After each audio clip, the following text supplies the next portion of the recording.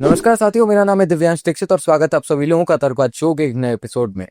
आज के इस वाले एपिसोड में हम लोग 2021 के जो एसआई रिक्रूट्स जो अभी 2025 में कैंसिल किए गए हैं उसके ऊपर बातचीत करेंगे। दोस्तों सोचिए जरा, एक छोटे से कस्बे का लड़का है, सुबह 5 बजे उठकर अंधेरे में पढ़ाई शुरू करता है। कोचिंग के नोट्स, पुरानी किताबें और माँ बाप की उम्मीद, यही उसकी पूंजी है। घर वाले कहते हैं, बेटा जब तू पुलिस सब इंस्पेक्टर बनेगा तब हमें भी बहुत गर्व होगा। दोस्त कहते हैं कि अब की बार तेरी मेहनत रंग लाएगी। और वो खुद सोचता है, बस एक बार सिलेक्शन हो जाए तो घर की तंगी भी दूर करूंगा और समाज में इज्जत भी मिलेगी। हजारों युवाओं की यही कहानी थी। 2021 की राजस्थान पुलिस सब इंस्पेक्टर भर्ती उनके लिए सिर्फ नौकरी नहीं थी, बल्कि सपनों का एक दरवाजा था।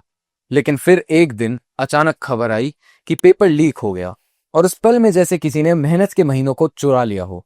सोचिए, वो नौजवान जिसने 2 साल कोचिंग की, हजारों रुपए खर्च किए, नींद छोड़े, त्योहार छोड़े, और अब उसी को कहा जा रहा है कि उसकी मेहनत का कोई मूल ही नहीं है। अब जरा पीछे चलते हैं।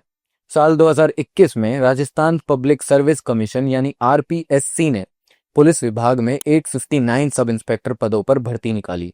ये खबर आई तो मानो लाखों युवाओं की उम्मीदों में नई रोशनी आ गई। हर गली, हर मोहल्ले, हर कोचिंग सेंटर में सिर्फ एक ही चर्चा थी कि एसआई की परीक्षा कब होगी। परीक्षा का पैमाना भी बड़ा था।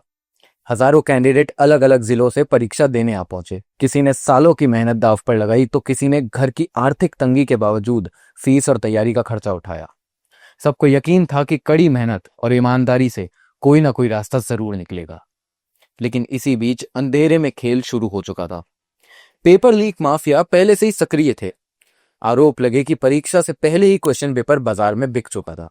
व्हाट्सएप ग्रुप्स में सवाल घूम रहे थे। कुछ जगहों पर तो ब्लूटूथ डिवाइसेस से चीटिंग करवाई जा रही थी और डमी कैंडिडेट्स तक बिठाए जा रहे थे। यानी जिस भर्ती को नौजवान उम्मीद और ईमानदारी से देख रहे थे, वो अंदर ही अंदर भ्रष्टाचार और धोखाधड़ी से भर चुकी थी। 28 अगस्त 2025 वो दिन जब राजस्थान हाई कोर्ट ने इस भर्ती पर अपना बड़ा फैसला सुनाया।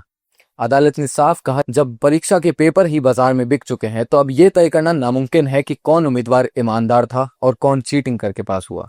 जज ने अपने आदेश में कहा कि पुलिस जैसी सेवा में भर्ती सिर्फ एक नौकरी नहीं होती, बल्कि कानून और व्यवस्था का चेहरा होती है।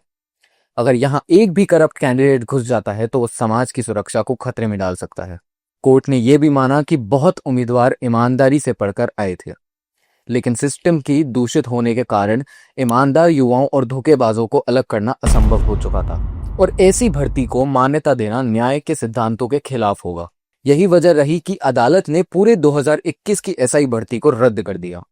एक कठोर कदम, लेकिन व्यवस्था को बचाने के लिए जरूरी कदम। अब सोचिए, इस फैसले का असर किन पर पड़ा?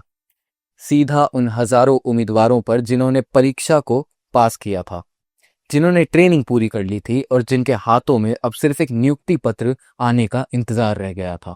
एक झटके में उनकी मेहनत बेकार हो गई। किसी ने 3 साल तैयारी की, किसी ने घर वालों की उम्मीद लेकर ये सफर तय किया।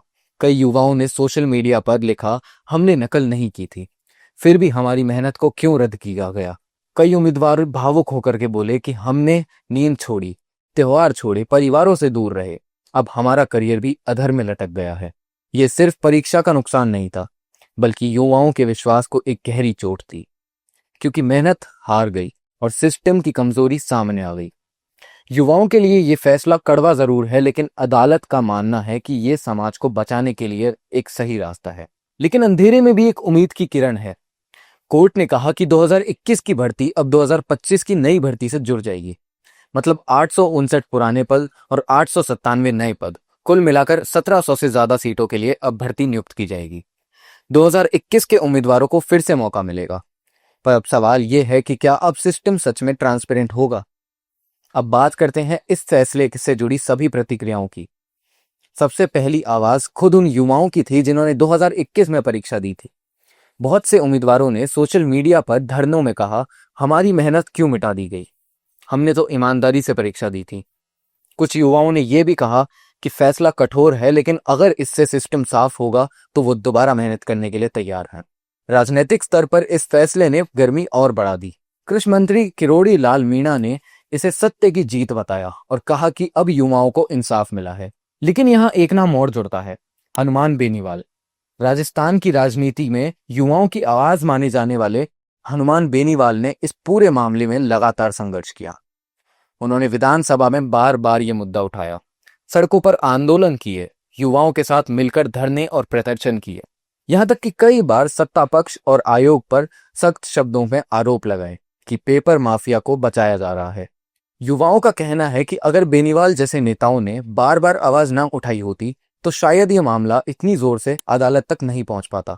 यही वजह है कि सोशल मीडिया पर अब कई छात्र और उम्मीदवार कह रहे हैं हनुमान बेनीवाल को इस चीज का पूरा क्रेडिट जरूर जाना चाहिए। विपक्ष ने भी सरकार पर हमला बोला, कहा कि अगर शुरुआत में ही कड़ा एक्शन ले लिया होता तो युवाओं को इतना समय बर्बाद ना करना पड़ता। यानी इस फैसले ने जहां न्याय की उम्मीद दी, वहीं राजनीतिक स्तर पर भी बहस छेड़ दी। आखिरकार युवाओं का भविष्य सुरक्षित करने का असली जिम्मेदारी कौन निभाएगा? तो दोस्तों, 2021 की राजस्थान पुलिस सब इंस्पेक्टर भर्ती की यही पूरी कहानी हमें एक सच्चाई दिखाती है। 859 पदों की भर्ती, लाखों उम्मीदवारों की मेहनत, लेकिन सब कुछ ध्वस्त कर दिया एक पेपर लीक माफिया ने। लेकिन सवाल यहाँ खत्म नहीं होता। सवाल ये भी है कि क्या बार बार भर्ती रद्द कर देना ही सही है? क्या यही एक हल हो सकता है, या सिस्टम को ऐसा मजबूत करना होगा कि आगे से कोई पेपर माफिया सपनों को चोरी ना कर सके?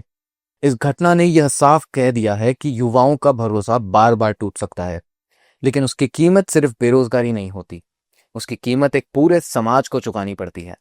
आज जिम्मेदारी सरकार, आयोग और पूरी व्यवस्था की है कि वह पारदर्शिता और ईमानदारी को सबसे ऊपर रखे, क्योंकि अगर मेहनत करने वाला युवा हार मान लेगा तो सिर्फ एक सपना ही नहीं टूटेगा, बल्कि पूरे देश का भविष्य कमजोर हो जाएगा।